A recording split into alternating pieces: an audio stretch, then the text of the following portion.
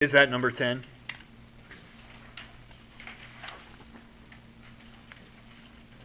Yeah, what is the electric potential difference? So let's look at this. And you remember, you can get bonus points for doing the important concepts, so you can go ahead and fill this in as we talk about it. So electric potential difference, or voltage. So it has to do with electric potential energy, but it's a little bit different. So electric potential energy, if I have an electric field, so let's just say I have a field to the right.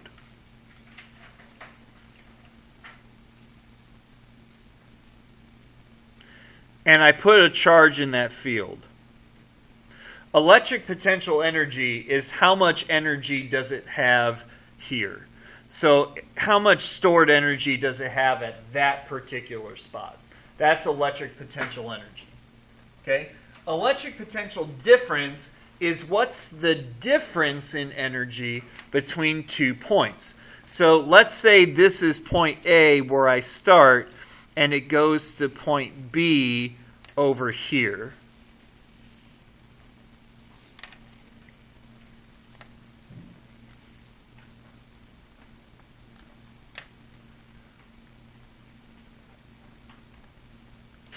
Okay, that would be electric potential difference. It's what's the difference in the electric potential.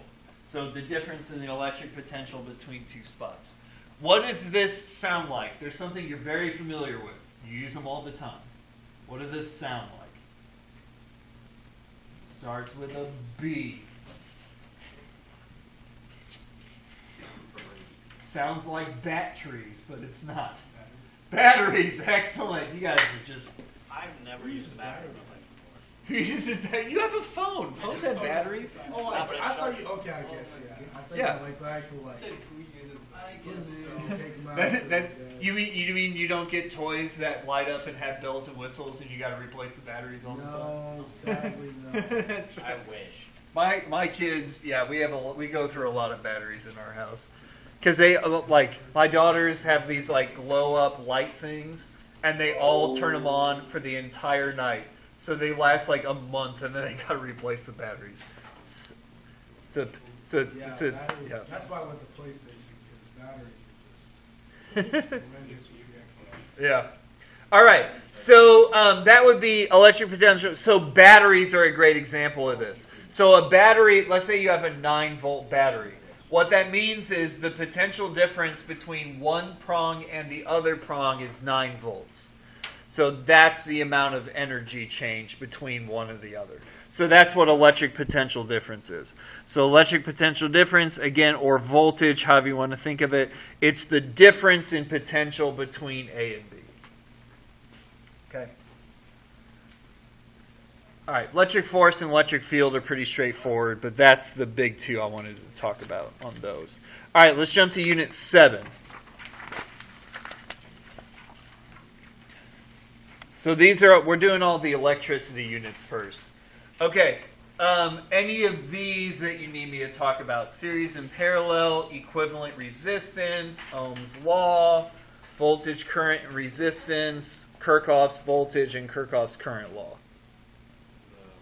The laws? Yeah, those were the ones I was going to do for sure. So let's talk about Kirchhoff's current and Kirchhoff's voltage law. So the easiest way to do them is to write the equations for them. So Kirchhoff's voltage law says that the total voltage around a circuit has to be 0. Or you can think about it as the battery's voltage has to equal the used voltage. So the way I say it is the voltage for the battery minus all the voltages for the resistors.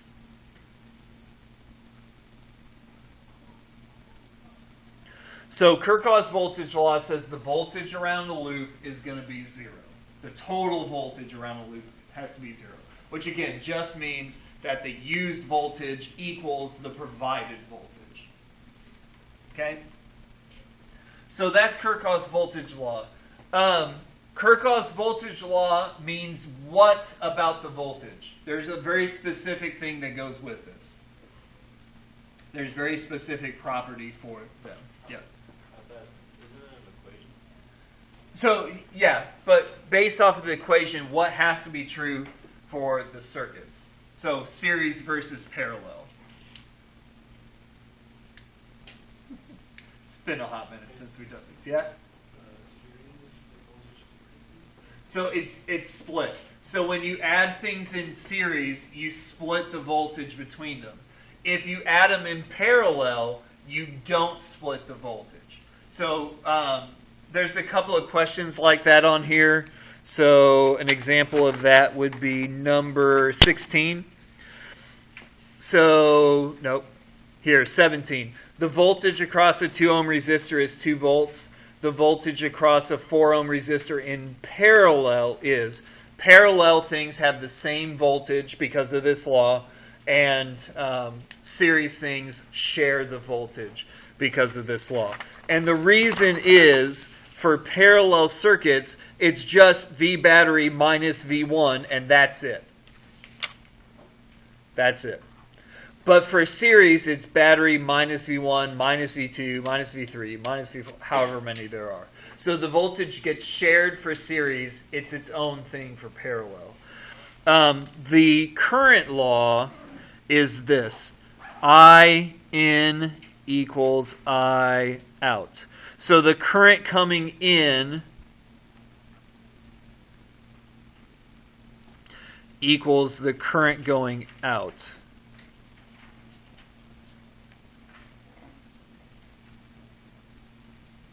So if I in gets split between I1 and I2, that would be Kirchhoff's current law. And just like we said that there's a certain implication of the voltage law, series shares the voltage, parallel gets its own voltage, the same thing is true for the current law. So for series, the current in equals the current out, which means the current never changes. For series circuits, the current never changes. Because I in is I out, they're the same thing. So the current never changes. For parallel, they have to share the current. So parallel splits the current between I1 and I2. It's kind of like if you're measuring like the current on the Ohio River, it's the same. It's just the whole Ohio River is just the same. You just measure it. Okay, but if you get to the point where the Ohio River merges with like the Wabash River and then merges with the Mississippi River, then you'll combine those together to get the total. So that's kind of what's going on here with these. Okay, let's look at one more real quick. Let's just look at magnetism real fast. Oh, Ohm's law? Yeah, we can do that. Ohm's law is... you can either write it as I equals V over R. Yep. Or you can write it as V equals IR. So basically what Ohm's law says is the voltage is current is directly proportional to voltage. So more voltage means more current. And current is inversely proportional to the resistance, which means more resistance means less current. Good. Any others here in the important concepts? Okay. Next time, we'll look at some more problems. We'll look at any more concepts that you have. But I do want to do some more problems, particularly here with the circuits, because there's a couple of circuit problems, as well as the magnetism problems. We got a couple of big ones. Couple of parts on that. So we'll do that next time just to make sure. Again, I want to focus on the stuff that's old and I want to focus on the problems.